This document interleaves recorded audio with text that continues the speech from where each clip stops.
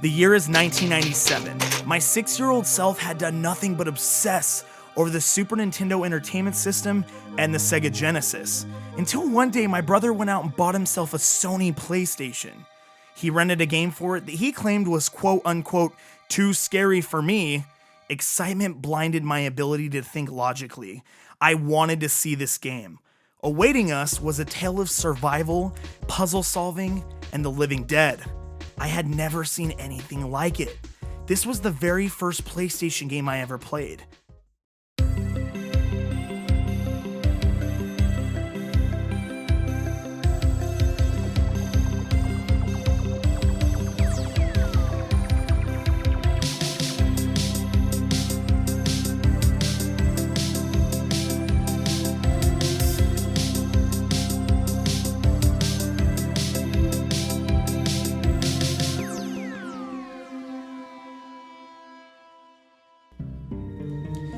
Biohazard made its debut in Japan on March 22nd, 1996 for the Sony PlayStation.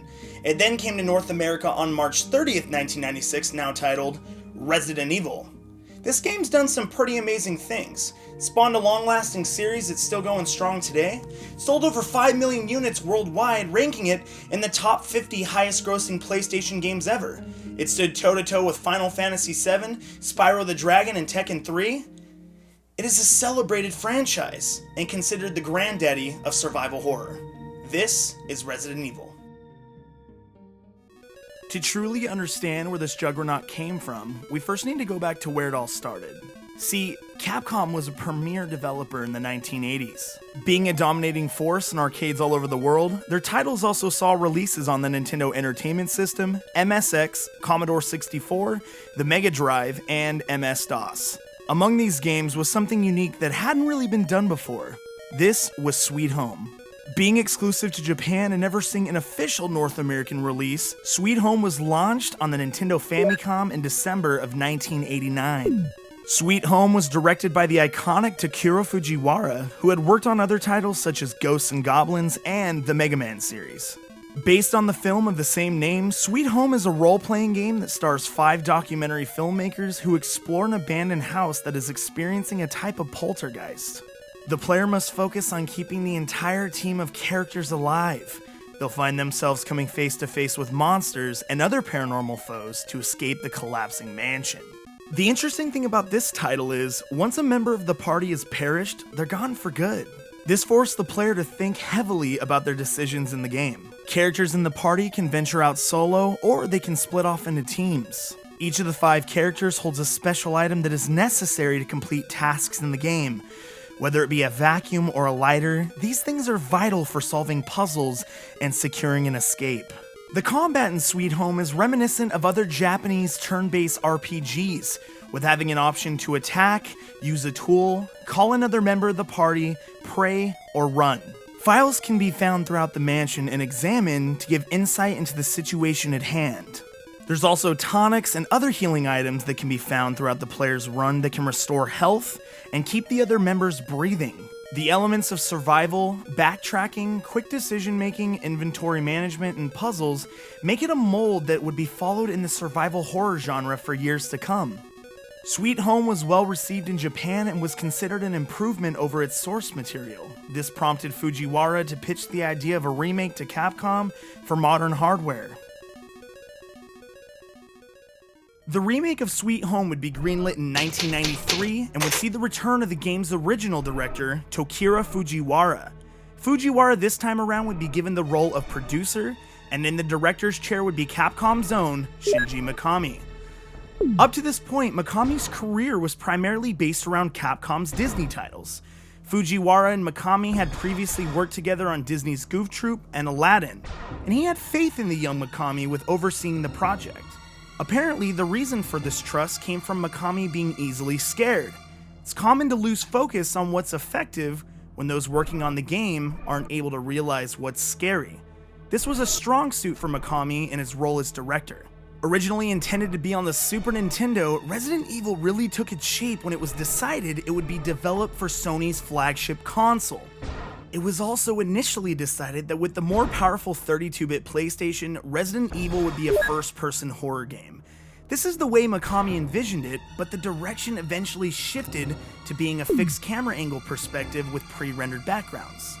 Now, what are pre-rendered backgrounds? Well, in a nutshell, this means that rather than having the full 3D environments, the developers went with high-quality images, while keeping the polygonal character and object models. The pre-rendered backgrounds were done on Silicon Graphics workstations, the same computers behind Rare's Donkey Kong Country, and most CG animation that was done in some of the biggest 90s films. This gave the game a graphical fidelity that was ahead of its time and was less taxing on the PlayStation's resources. We would later see the first-person perspective return to form in Resident Evil 7 Biohazard. With this in mind, the best route for controls would be the use of tank controls. Tank controls basically mean that with D-pads, analog sticks, and keyboards alike, no matter what camera angle is locked in, up goes forward, down goes backward, and left and right shift your facing direction. And Resident Evil wasn't even the first game to implement this control scheme. 1992's Alone in the Dark shared this structure of gameplay as well. Players are usually divided on whether or not tank controls were a good choice for early RE games, and some consider it primitive and frustrating. Resident Evil was in development for 3 years, starting its journey with Shinji Mikami drawing up concepts for the game and beginning the early stages of what would become the script. In the beginning, the game relied heavily on supernatural elements, a lot like its predecessor. The game took inspiration from Stephen King, George A. Romero, and Alone in the Dark. George Romero's 1968 classic Night of the Living Dead was a huge inspiration and starting point for the series. Mikami used to watch the film religiously in junior high and fell in love with it. In turn, Romero later became a fan of the franchise and would go on to direct a commercial for the 1998 follow-up sequel, Resident Evil 2. He even wrote a script for a film adaptation, but his pitch was shot down. From the get-go, a cooperative mode was intended to be included but didn't meet Mikami's standards. This is yet another feature we would see in later Resident Evil titles. At first, the cast of characters would consist of Chris Redfield, Jill Valentine, Dewey, and Gelzer. Dewey and Gelzer were later replaced by Barry Burton and Rebecca Chambers.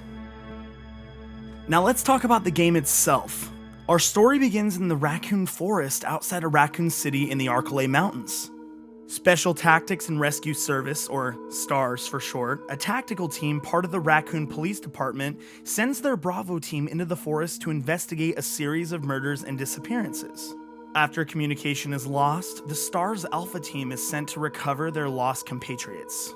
During their mission, Alpha Team discovers the crashed Bravo Team helicopter. Upon further investigation of the crash site, Alpha Team finds themselves running from a pack of vicious dogs. After the death of their teammate Joseph Frost, helicopter pilot Brad Vickers takes off, leaving the remaining STARS members Chris Redfield, Jill Valentine, Barry Burton, and Albert Wesker to fend for themselves. The four of them run into a nearby mansion for safety, only to realize it's completely abandoned. Resident Evil's intro was filmed in Japan using English-speaking actors. The Japanese versus North American versions got different intro cutscenes. The North American version, for example, was censored, funny enough, due to Chris Redfield smoking a cigarette. The cigarette can still be seen in the Japanese version. The director's cut promised American audiences an uncensored version of the cutscene, but what we got was the exact same cutscene from the launch version. At the start of the game, you'll have the option to play as one of two characters, Chris Redfield or Jill Valentine. Depending on what character you select will determine minor alterations to how events play out. Chris's campaign is usually considered the more difficult option. He can only hold 6 items in his inventory slot, whereas Jill can hold 8. This usually leads to further backtracking between item boxes and requires better item management. Chris can take more damage but isn't as balanced as Jill in terms of weapon types. Both characters have access to the survival knife, the Beretta, the shotgun, and the Colt Python. Chris has exclusive access to the flamethrower and Jill has the bazooka. Another main difference between the two is Barry will help Jill along the way, whether it be the trap room or the fight with Plant 42.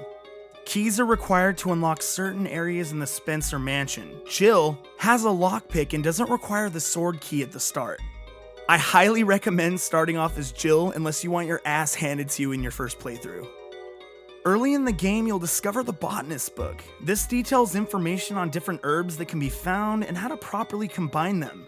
A single herb will replenish a small amount of health, combining 2 green herbs will give you a double boost to health, and combining red and green will increase to maximum potency. Blue herbs are also available to cure the character when they become poisoned. Your primary enemy will be an army of T-virus infected living dead, but you'll face off against everything else under the sun. Flesh-hungry canines, spiders, sharks, hunters, and chimeras have one goal in mind: to kill you. The end of every major section brings on a boss fight. Yawn the Snake is taken on twice, once for the final crest that gains access to the guardhouse, and a second time which provides the battery that gets you to the caves. Once in the caves, you'll face Black Tiger, a giant spider that's standing between you and the wolf metal. And last but not least, we have the Tyrant. If Jill saves Barry and Chris, she will face the Tyrant one last time on the mansion's helipad. If Chris rescues Rebecca and Jill, he will also face the Tyrant for a second time. Whether it's a blood-hungry monster or that bastard of a captain, Albert Wesker, all these beasts have one thing in common. They were all engineered by a pharmaceutical company known as Umbrella. Now on to what makes Resident Evil, the puzzles. Various puzzles are scattered throughout the mansion and must be solved in order to progress the story. These range from the Cradle to the Grave picture puzzle, the Moonlight Sonata and Woodcrest puzzle, draining and refilling the swimming pool to gain access to the guardhouse, and later, the caves. Compared to later entries, these puzzles are pretty easy to figure out and won't leave you getting stuck or frustrated. Alright, let's just get this out of the way while we're ahead. Look, it's no surprise that the game has some of the cheesiest and most unintentionally horrible dialogue that has ever stung your eardrums. Don't open that door! What is it? Don't come this way! You like it? Is that you, Rebecca? There are terrible demons. Ouch! What's going on? Any clues? That was too close. You were almost a Jill sandwich. You're right. That being said, I love it. It breaks up the dread and dark tone of the game and reminds me of its humble beginnings. Now, let's be honest with ourselves, this game is hard, like really hard. Ammo is a rarity and you won't find yourself coming across it too often. Zombies alone can take 5 to 7 handgun rounds to go down. And the reason for its relentless difficulty was the North American version was intentionally made harder compared to its Japanese counterpart on purpose. See, in 1996, companies like Blockbuster dominated the movie and video game markets. It was a huge industry and caused a lot of potential revenue loss for developers. Capcom believed that if the game could be beaten in a short amount of time, the game could just be easily rented and not sold. That being said, series veterans will be the first to tell you that avoiding enemies is a preferred method over dispatching them. If you do, however, decide to blow them away, pay attention to their blood on the floor after they fall, as it's an indicator that they're down for the count. If they don't bleed, they can grab at your feet and even get back up. Personally, my way to deal with the pesky biters is to aim the shotgun upward, wait until they get into the correct position, and blast away. This has a 100% headshot success rate. But as previously mentioned, it might be a good idea to conserve ammo. It's best to avoid enemies as much as humanly possible. You'll learn the layout of the mansion quickly and clear a regular path to use while backtracking. Typically, your thought process is going to be, should I use this bullet or potentially take the hit and heal later? This is the genius of the game's strategy. You'll always be making on-the-fly decisions. If you die in this game, you have to reload from a previous save. There's no continues, there's no autosave feature. You have to save manually. To save your progress, you'll have to use typewriters found in safe rooms. Typewriters require ink ribbons. Now, ink ribbons, a lot like ammo and herbs, are found in limited supply. These are used like every other item. Without an ink ribbon, you can't save.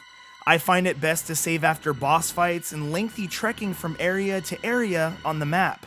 Be smart with this. There's nothing worse than having to restart 2 hours from where you were. In the midst of all this chaos is a sad story of a science experiment gone wrong. By the end, you'll be no stranger to betrayal, the need to survive, and maybe even saving the world while you're at it. Now, the burning question is, has this game stood the test of time? Well, that's for you to decide.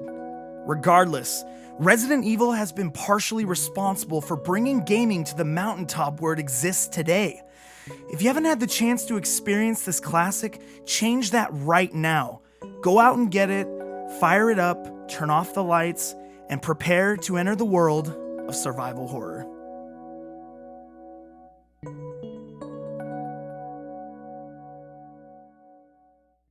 Thank you so much for taking the time to watch this video. If you have a fond memory from the Resident Evil franchise, I'd love to hear about it in the comments below. Also, if you enjoyed this video, make sure to subscribe for future content just like it.